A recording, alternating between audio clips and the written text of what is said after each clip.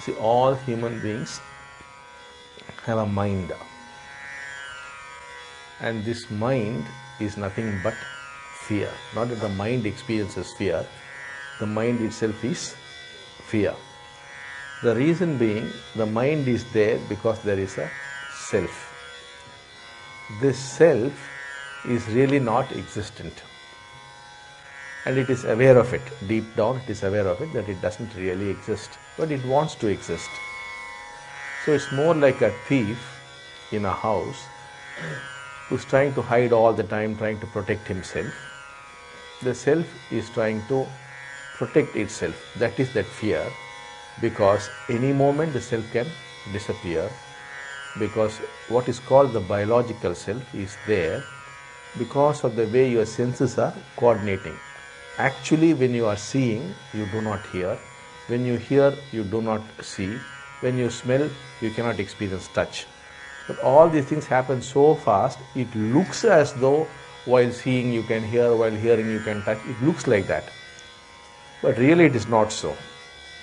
If by any chance this were to slow down, you will see the self is gone.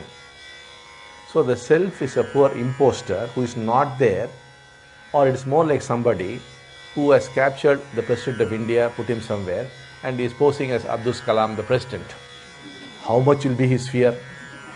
They might see his hairstyle, they might catch he's not Abdul Kalam, they might see he's walking and say, oh, he's not Abdul Kalam. Any moment he could be caught. What will be his life? Just imagine. Posing as the President of India. The same problem with the self. Any moment it can disappear. It has to keep fighting for its survival.